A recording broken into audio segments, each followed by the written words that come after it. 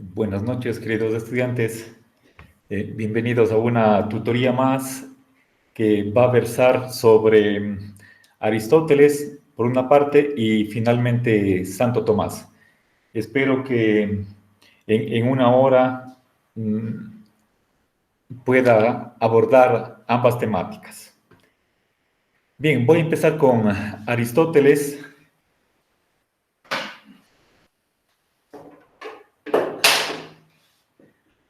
La semana pasada estábamos viendo lo que eran las categorías. Recordemos que se definían como los géneros supremos del ser, lo cual quiere decir que están en el extremo de ese proceso de universalización, lo contrario de la individualización. Por lo tanto, más allá de las categorías, que son 10, la primera es la de la sustancia o esencia, las otras 9 son cantidad, cualidad, relación, etcétera, que dicen relación a la esencia.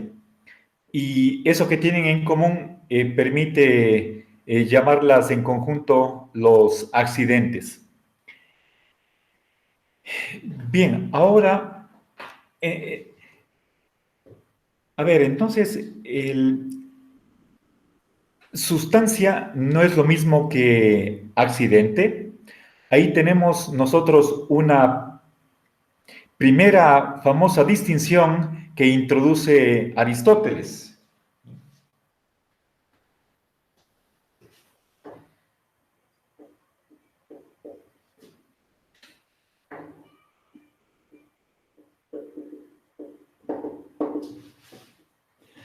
A ver, lo característico de una sustancia es que existe por sí, de modo independiente. En cambio, el accidente tiene una entidad parasitaria, existe en algo.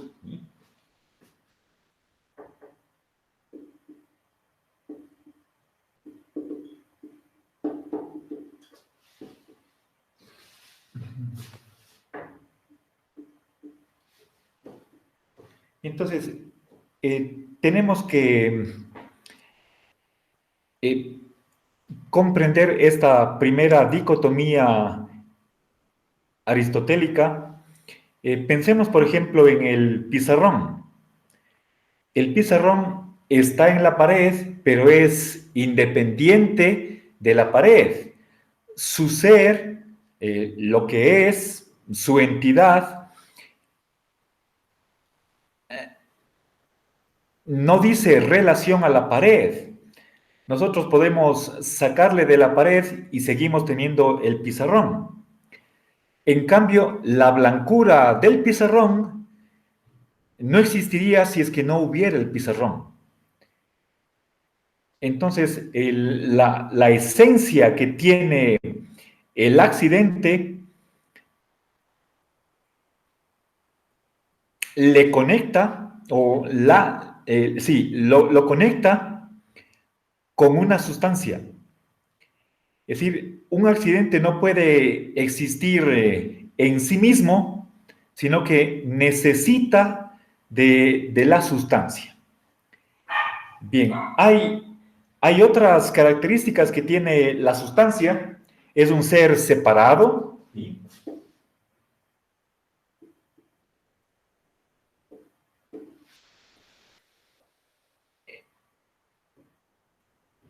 Por lo tanto, él no está junto a ninguna otra cosa, como es el caso de los accidentes, y es un esto.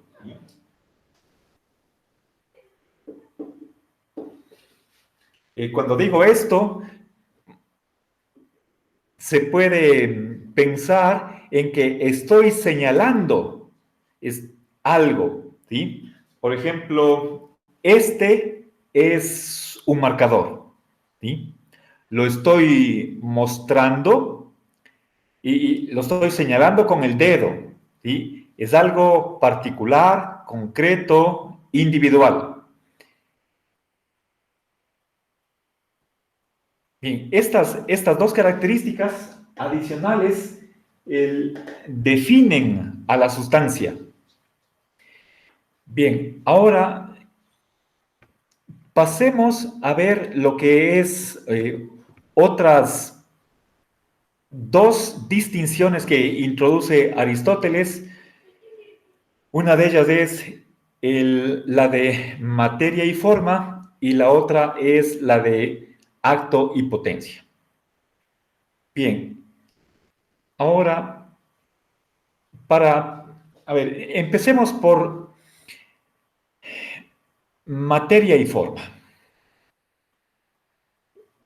Estamos en un análisis metafísico de lo que es la sustancia. A ver, para tratar de comprender la razón de por qué Aristóteles introduce la noción de materia, por un momento en lo que es una predicación, que sucede que se expresa a través de una oración, de un enunciado o una afirmación. En general, hablemos, por ejemplo, de el S es P.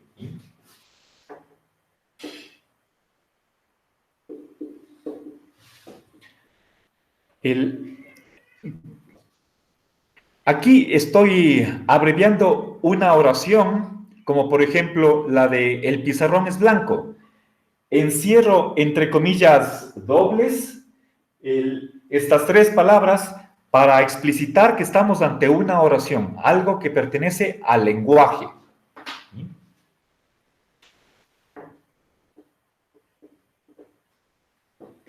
Y la S significa sujeto, la P es una propiedad, está significando un atributo, una cualidad, y en la mitad tenemos el verbo ser, es la cópula.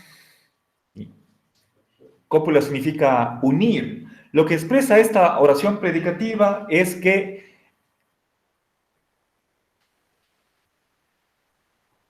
estamos atribuyendo una propiedad a un sujeto.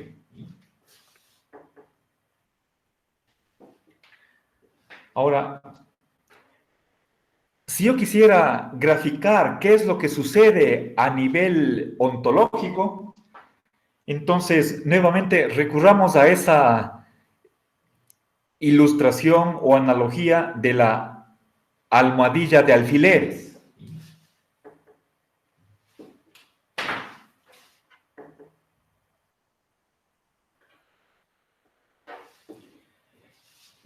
Tengo aquí un objeto que va a ser el sujeto, lo que está debajo, y aquí tengo yo una propiedad. Esa propiedad es el alfiler, y la cópula lo que está expresando es esa unión, ¿sí?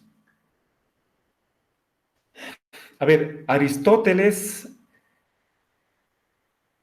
propiamente, en sentido estricto, no postuló la existencia de hechos, que es algo característico, por ejemplo, del atomismo lógico, como de Bertrand Russell. Pero tenemos que decir que la sustancia tiene un accidente, ¿sí? Ese tener, a su vez, es otro accidente, ¿sí?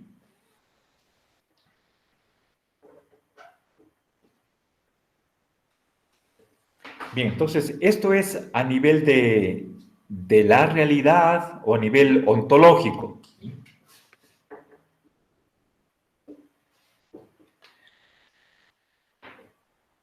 Entonces, resumiendo, si es que la oración predicativa lo que hace es atribuir una propiedad a un sujeto, ¿sí?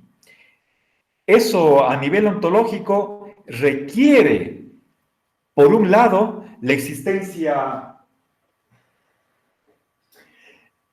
de un objeto, esa es la sustancia, y es esa sustancia la que tiene la cualidad o el atributo expresado por el predicado de la oración. Bien, entonces tenemos ahí el sustancia y una forma. ¿Sí?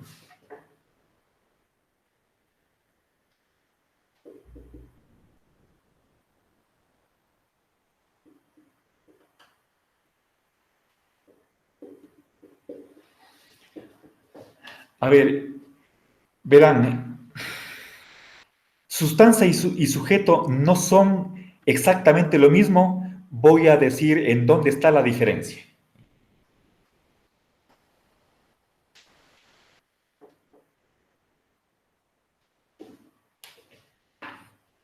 Verán, cuando utilizamos la palabra sujeto, eso más tiene una connotación de tipo lógico, o si quieren ustedes gramatical.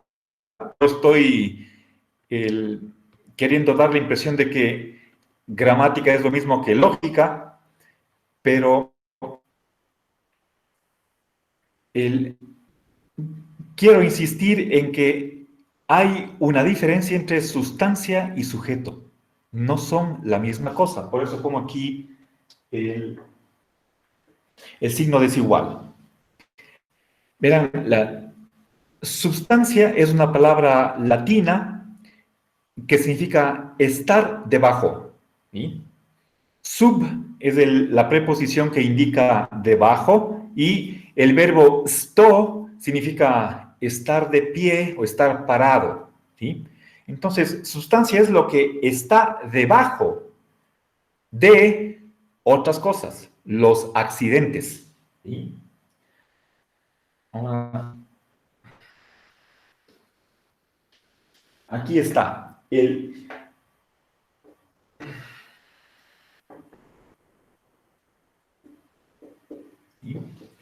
La sustancia es lo que permanece debajo de los accidentes. Ahora, pensemos en un momento en la motivación que tiene Aristóteles para introducir la noción de sustancia. ¿Sí? Para eso recordemos lo que decía Heráclito. Por lo menos en uno de sus fragmentos decía que uno de los opuestos se convierte en el otro, ¿sí? Que el día se hace noche, lo joven se hace viejo, lo frío se hace caliente. El uno se transforma en el otro, ¿sí? El uno opuesto se transforma en su contrario. ¿Sí? Eso era Heráclito. ¿Sí?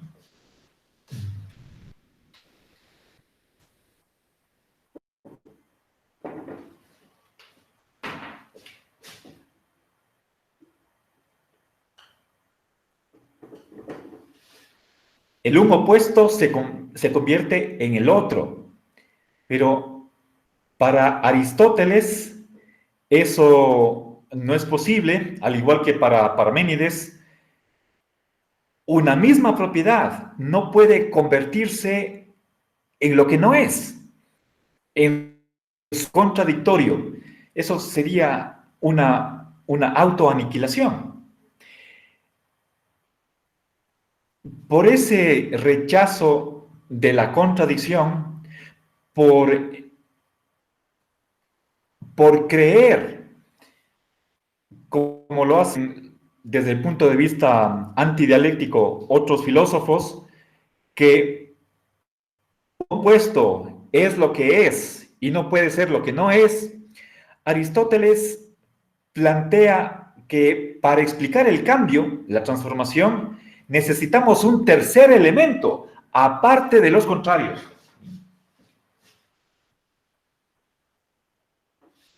Necesitamos un sujeto, ¿sí? Algo que permanezca.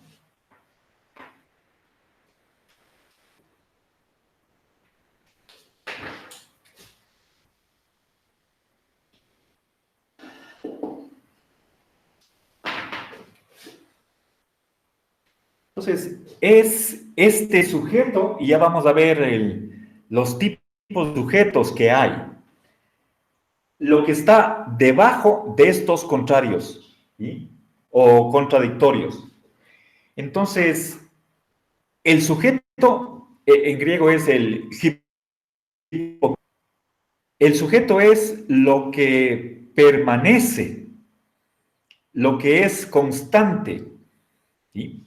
Entonces, hay un primer momento en el que este sujeto tiene esta propiedad y luego del cambio pierde esa propiedad, o al revés, ¿sí? Primero, este sujeto, una tercera cosa, primero no tiene algo, carece de esa cosa, esta forma está ausente y luego, gracias al proceso del cambio, adquiere una propiedad, ¿sí? Bien, entonces, para eso, para evadir la contradicción de que es una misma propiedad la que se convierte en su opuesto, Aristóteles dice, no es eso, sino que, porque eso es contradictorio, lo que sucede es que hay algo más que en un primer momento, llamémosle T1, es algo, y luego en otro momento, al final del cambio, adquiere la propiedad opuesta, ¿sí?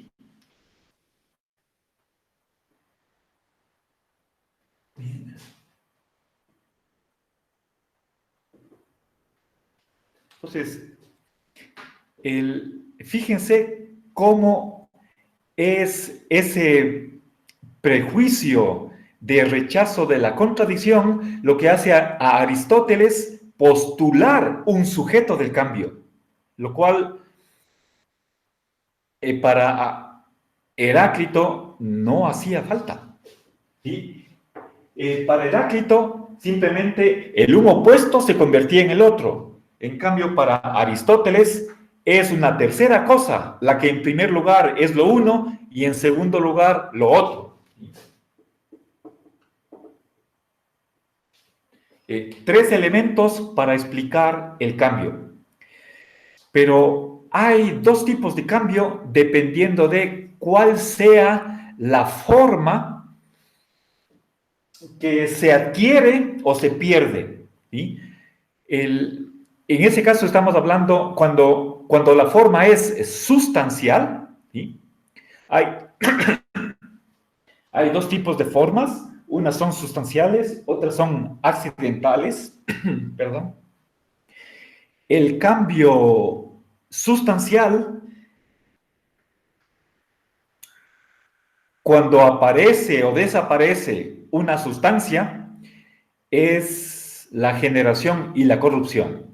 En cambio, un cambio a nivel accidental, que puede ser de cantidad, cualidad, y por ejemplo, aumento o disminución, una alteración, cuando hablamos de, por ejemplo, pizarrón sucio, limpio, agua fría, caliente, eso es una alteración. Si hay un cambio de espacio, entonces eso se llama traslación o locomoción, el famoso movimiento. Ahora, esos dos tipos de cambios tienen distintos sujetos.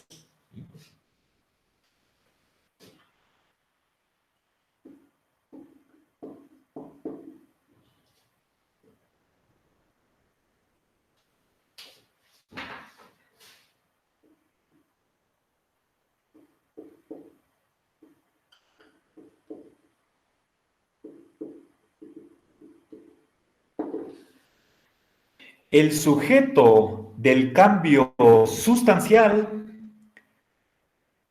es uno, mientras que el sujeto del cambio accidental es la sustancia.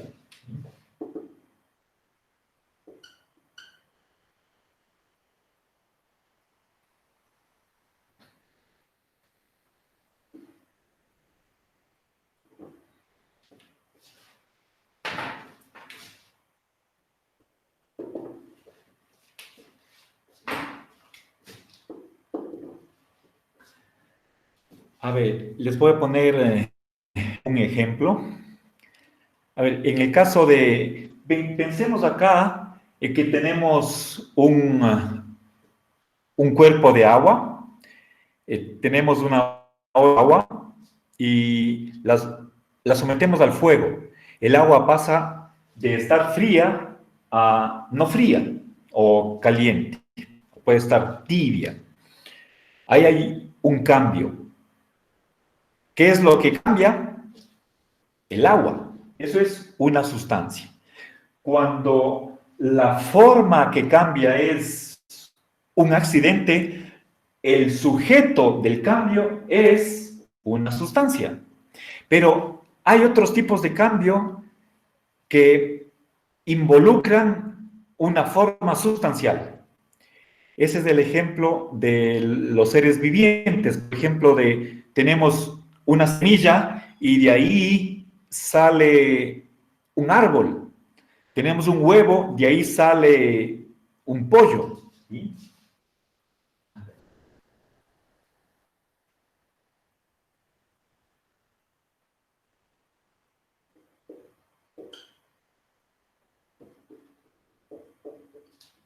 ¿Sí? Veamos, pensemos por un momento en este ejemplo, o, a ver, vamos a analizar qué está pasando en este cambio. ¿Sí? En primer lugar, cuando tenemos el huevo, ahí no está un pollo. ¿El huevo qué es? Tiene la yema, además una membrana y la cáscara. Podemos distinguir ahí cuatro elementos. Pero en el huevo no tenemos carne y hueso, picos, pluma. No hay nada de eso. Y sin embargo, de ahí va a salir el pollo. ¿Sí? Entonces, seguramente, si nosotros recordamos una de las preguntas que se Anaxágoras, ¿cómo de lo que no es pelo sale pelo? De lo que no es uña sale uña. Es simplemente ejemplos particulares de esa afirmación de Parménides de que del no ser no puede salir el ser. De lo que no es, nada se genera, de la nada, nada sale. ¿Sí? Pero entonces, ¿cómo puede ser que del huevo salga un pollo? De lo que no de lo que no es pollo salga el pollo. ¿Sí?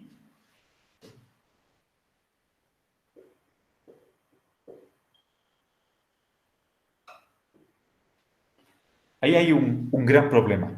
¿Sí? Recuerden, Parménides creía que si es que el pollo sale de lo que no es pollo y el tipo de no ser, pero como el no ser no existe, entonces no hay cambio, no hay movimiento y todo es inmutable. En Aristóteles se va a topar con este problema. ¿Cómo puede ser que del no ser salga el ser? ¿Sí?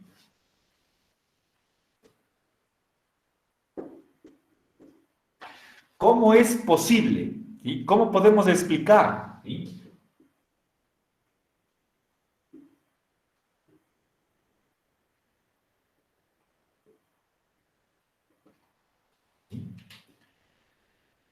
¿Cómo es posible que de lo que no es pollo salga pollo?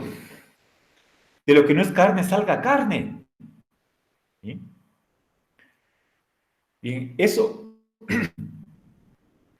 Entonces, cuando hablamos del pollo, estamos hablando de una sustancia. ¿Sí? Entonces, la forma, cambiemos la dirección de la flecha.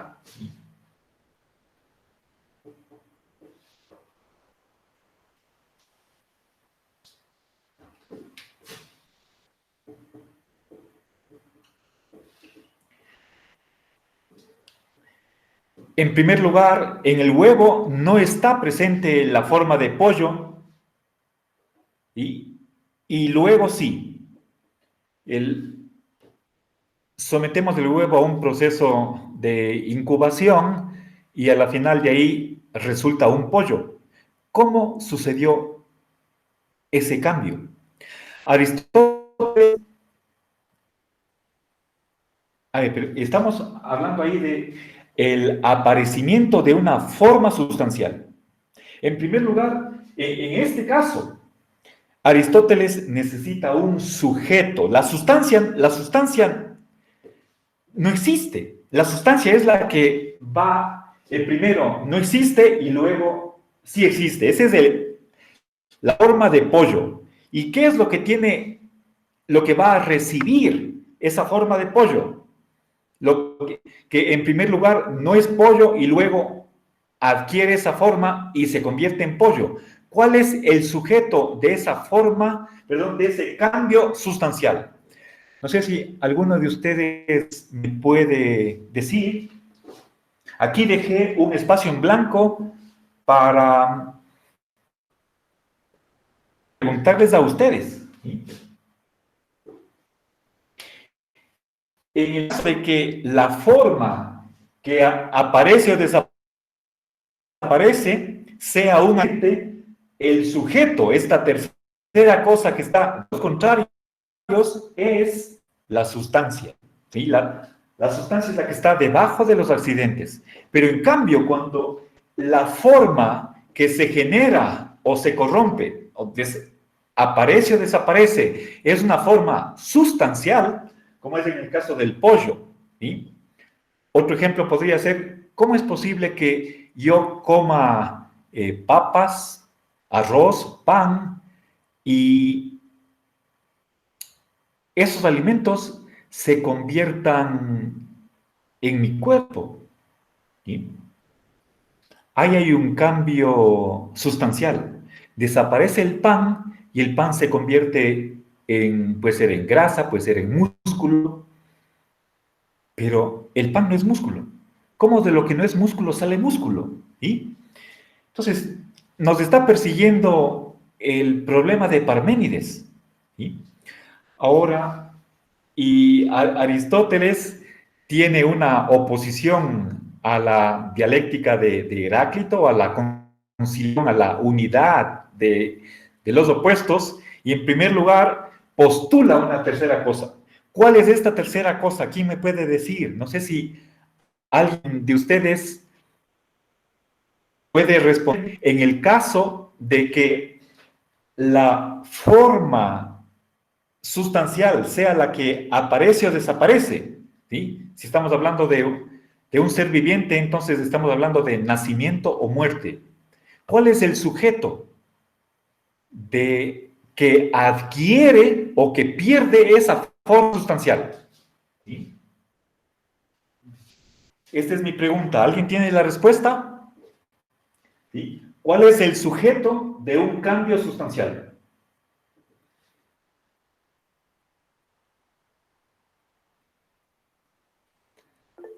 A ver, ya tenemos la materia prima, correcto. ¿Sí? Materia prima.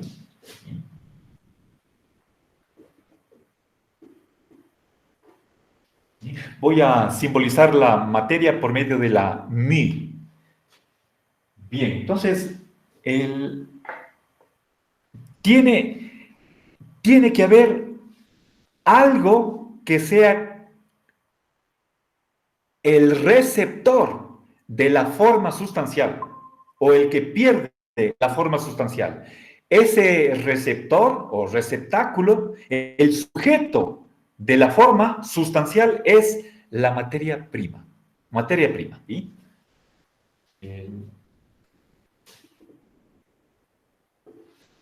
Ahora, pero fíjense, por favor, cómo está operando en Aristóteles ciertas motivaciones. En primer lugar, expliqué por qué Aristóteles necesita un tercer elemento para explicar los cambios. Para evitar que un opuesto se convierta en el otro, pone una tercera cosa, el sujeto. ¿Sí? Pero, por otra parte, está pensando al modo de Aristóteles, perdón, de Parménides, y este principio también es aceptado por Platón. El pensar en algo, siempre que pensamos, estamos haciendo una atribución. Todo pensamiento se puede reducir o analizar por medio de esta estructura, atribuir una propiedad a un objeto. Ese pensar requiere la existencia del objeto pensado. Eso es un principio que está en el poema de Parménides, y tanto Platón como Aristóteles retoman, aceptan ese principio general.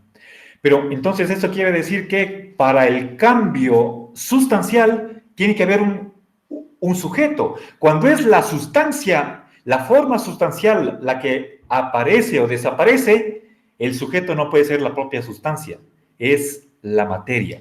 Por lo tanto, no es lo mismo sujeto que sustancia. ¿Sí?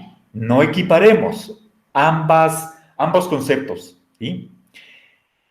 La sustancia es el sujeto, lo que está debajo de los accidentes.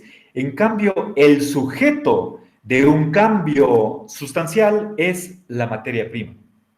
¿Qué es la materia prima? Recordemos brevísimamente.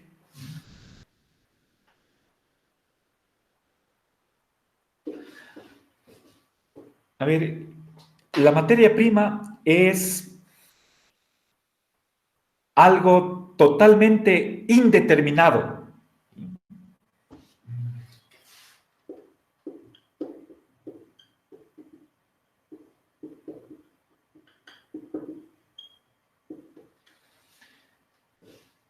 Totalmente indeterminada, pero en acto. ¿Sí? Indeterminada, entendamos esto en el sentido de que no pertenece a ninguna de las categorías, no es ninguna de las sustancias. La materia prima no es ni espiritual ni corporal, no es ni inerte ni viviente, ni planta ni animal, ni humana ni no humana, no es ninguna de esas sustancias en acto. ¿Sí? Pero en cambio es todo en potencia. ¿Sí?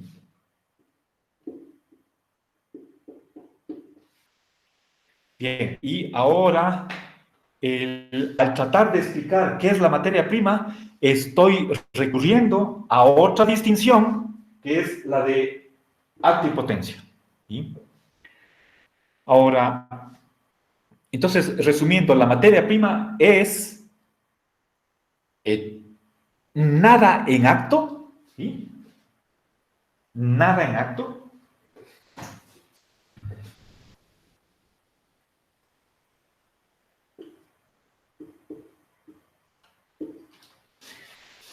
La alfa la utilizo para simbolizar acto, y en cambio la pi griega minúscula para simbolizar potencia.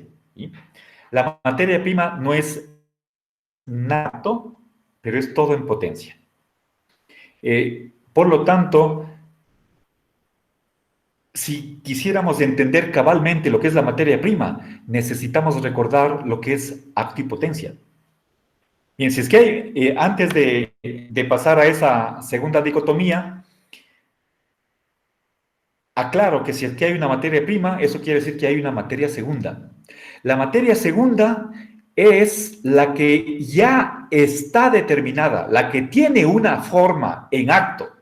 Por ejemplo, madera, caucho, oro, ladrillo, esas o tela, esas son materias segundas, porque ya son algo en acto. ¿Sí? En cambio, la materia prima no es nada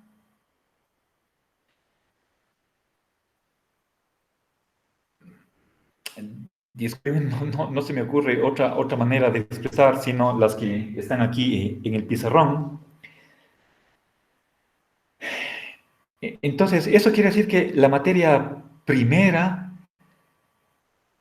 tomada en sí misma, no es nada de nada. No existe por sí misma, aisladamente, en sí misma, en cuanto tal, podríamos decir. Eso quiere decir que, en cierto sentido, la materia prima es un no ser, ¿sí? No es nada en acto. Por lo tanto, es una especie de no ser. ¿Sí? Bien, ahora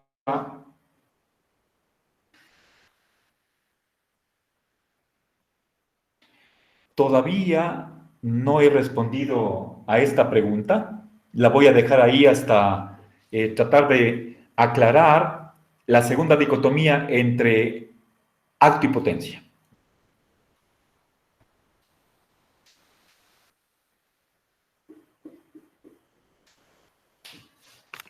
A ver, Aristóteles en la metafísica, cuando quiere explicar ambas nociones,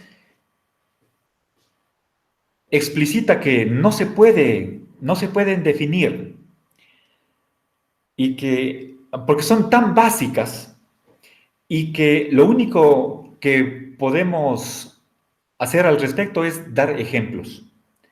Decir que los ojos de una persona que no sea ciega, cuando están abiertos, ven en acto. Pero los ojos cuando están cerrados o cuando una persona está durmiendo, eh, no ven en acto, pero sí ven en potencia. ¿Sí? Otro ejemplo, el constructor, un arquitecto. Bueno, hablemos de constructor. Cuando está en la obra, ahí está construyendo. Es el que junta los ladrillos y hace una pared.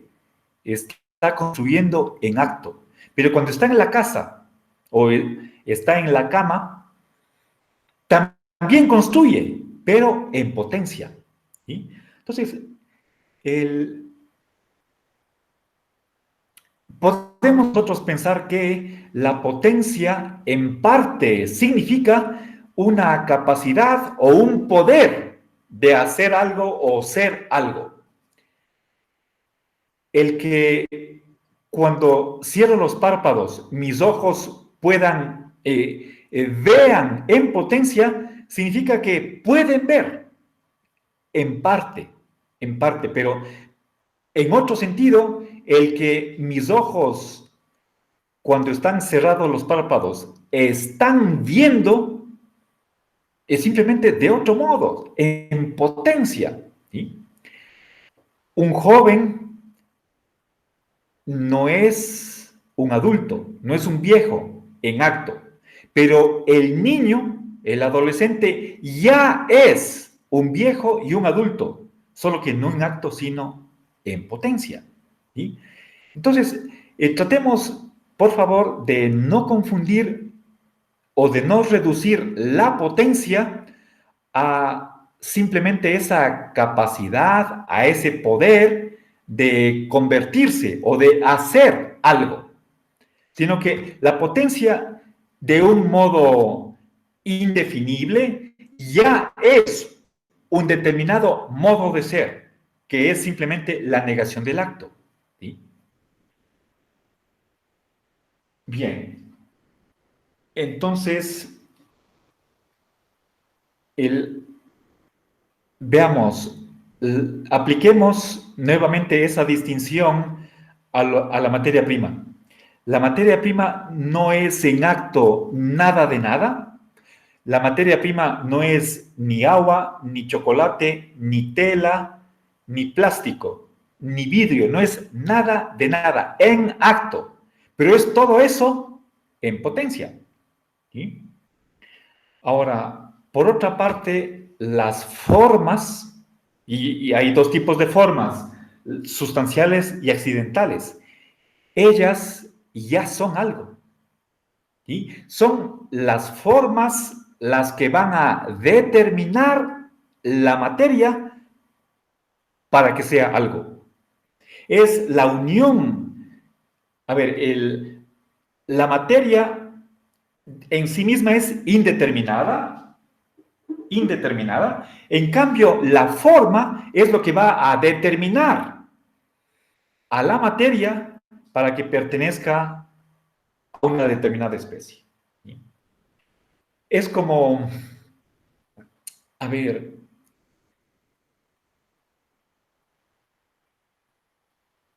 voy a poner una ilustración que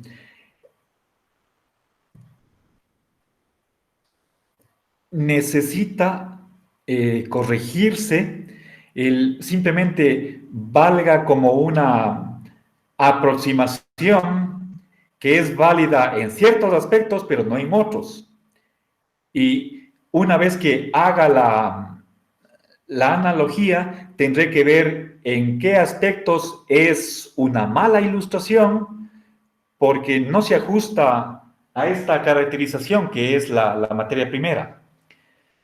Pensemos en lo que hace un pastelero, alguien que hace galletas. Por ejemplo, galletas con formas, con figura de animalitos.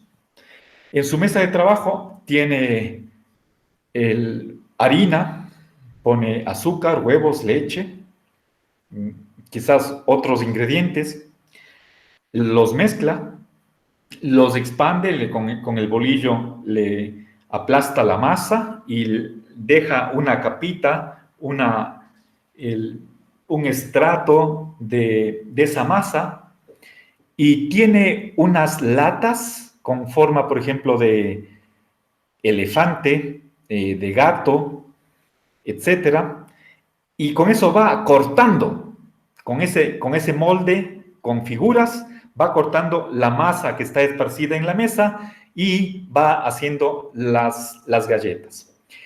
Ese molde de lata o de plástico tiene una figura, esa es la forma, y que aplicada a la masa, que es informe, y ahí va recortándole trozos, y salen las galletas que tendrán que ir al horno. ¿Sí? Bien, entonces esta analogía del pastelero que hace galletas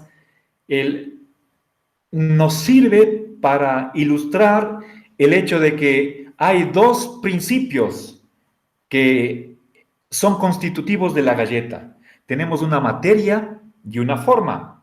La materia es informe, está indeterminada, y la forma es precisamente lo que le da una figura, le hace ser lo que es a la galleta. ¿Sí? A esa masa que es informe le va a recortar el perfil, y de ahí va a salir unas con forma de pájaro, otras con forma de puerco, etcétera, etcétera.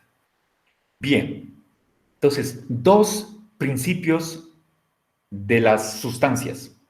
Ahora, aquello en lo que está mal esta analogía y que hay que corregir inmediatamente es que la materia prima no puede ser esa mezcla de harina, leche y huevos, porque eso es materia segunda.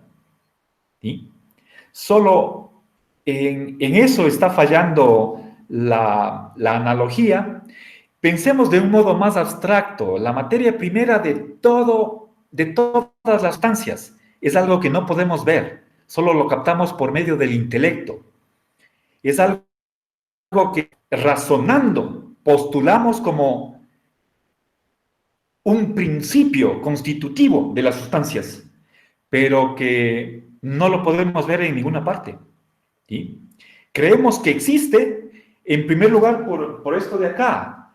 si es que la atribución requiere de tres elementos. ¿Sí?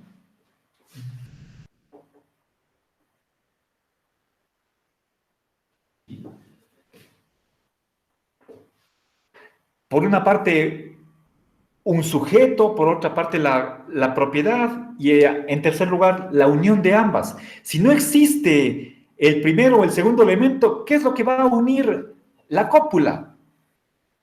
Ese ser. ¿Sí? Si es que no hay esta almohadilla, ¿dónde le voy a pinchar el alfiler? ¿Sí? Entonces, eso es algo lógico y obviamente lo de la almohadilla y alfiler, eso es algo gráfico, podemos observar, pero el principio en sí es algo, una ley del pensamiento, pues, o una ley ontológica, más bien dicho. Bien, ahora el, pasemos brevísimamente a lo que es el movimiento, ¿sí? Para ver cómo, cómo es posible que del no ser salga el ser, cómo es que del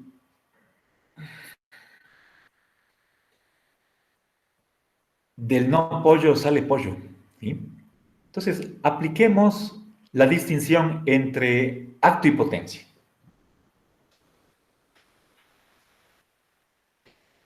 Tenemos un cambio sustancial de no pollo a pollo. Eso quiere decir que el sujeto de esa generación o corrupción es la materia prima. ¿Sí? Ahora,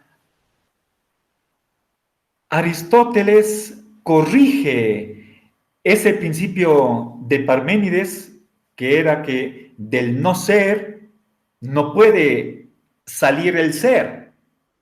Aristóteles introduce su distinción de modos de ser.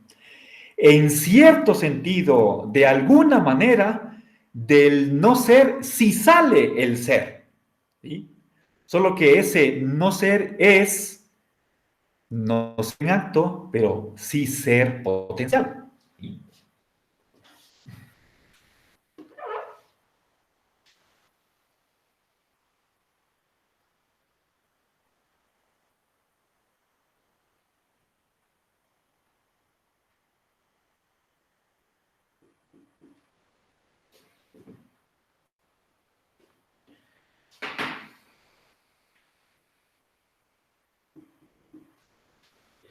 Bien.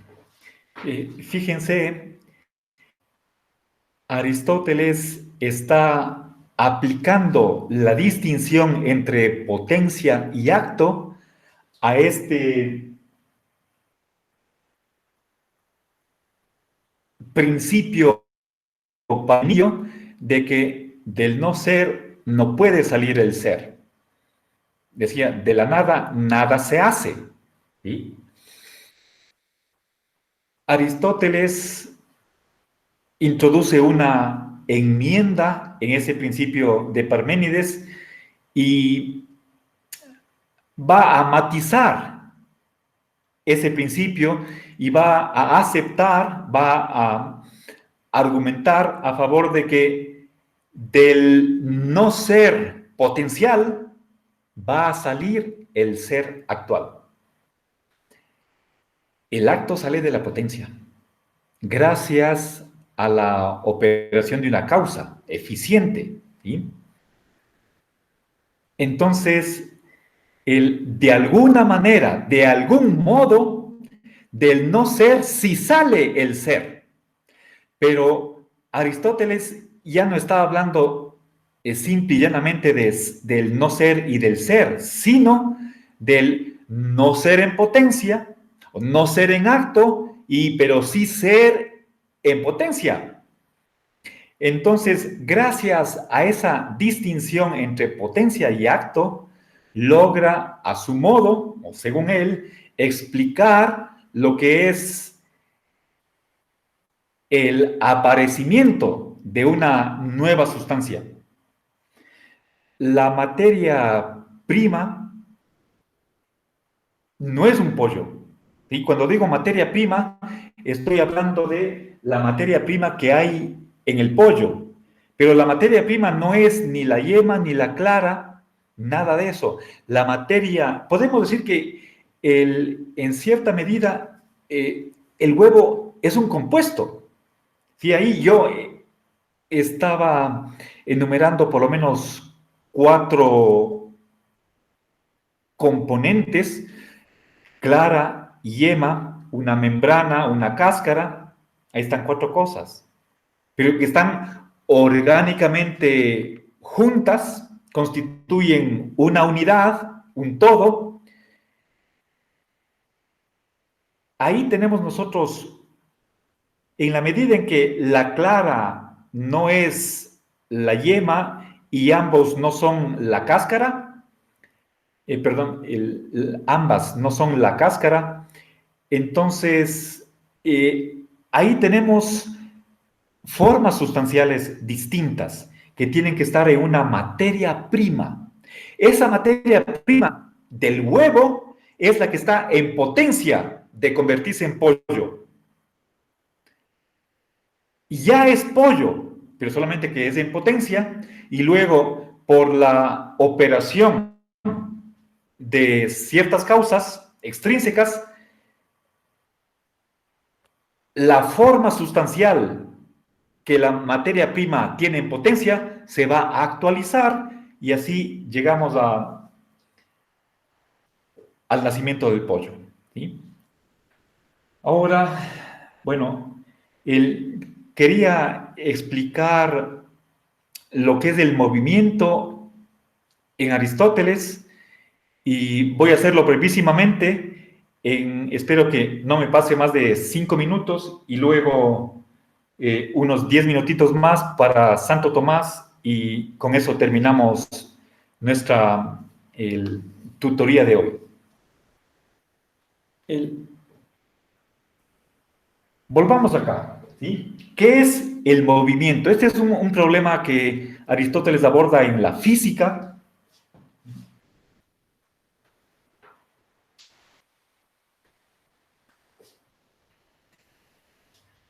Voy a poner aquí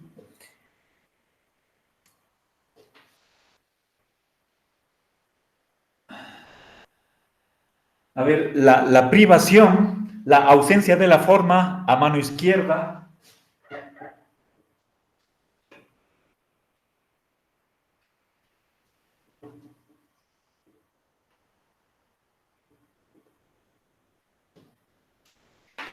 El no F significa que la forma puede ser accidental, puede ser sustancial. Aquí no.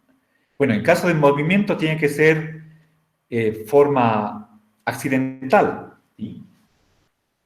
A ver, pensemos por ejemplo en el paso de agua fría a caliente.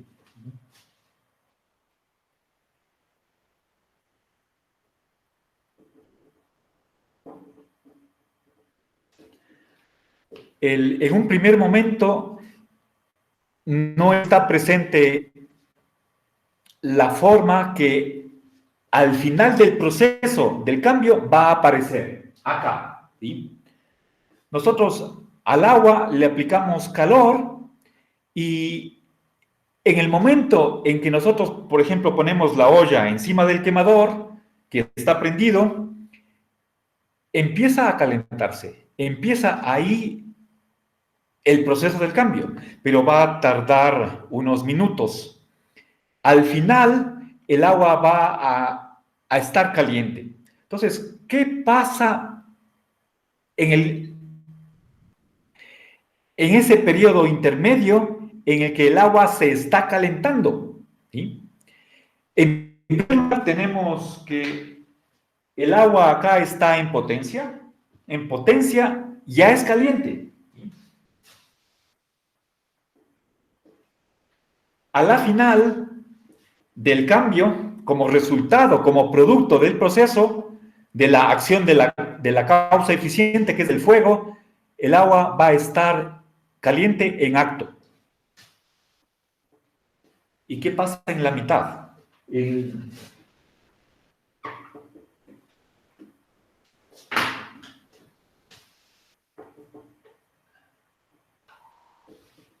¿Sí?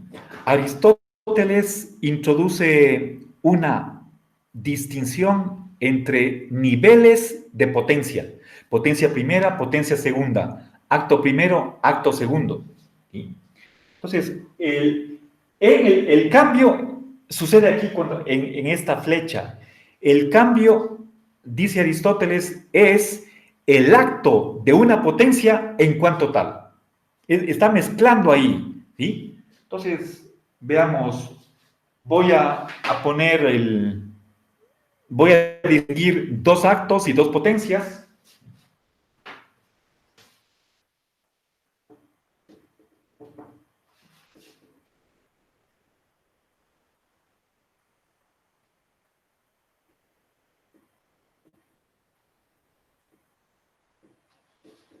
¿Ya? Aquí en la mitad hay una potencia que ya está actualizada, pero de modo imperfecto. Es una potencia ya en acto, pero que a su vez está en potencia para un acto ulterior. ¿Sí? Esta potencia 2 ya está en un primer acto con respecto a la potencia 1, pero a su vez ese acto 1 es una potencia con respecto al acto 2. Entonces es esa mezcla de potencia y acto lo que constituye el cambio. Pero con esto no está simplemente expresando con otras palabras lo que sería para Platón los grados de ser. Eso no hay. No hay ahí una continuidad.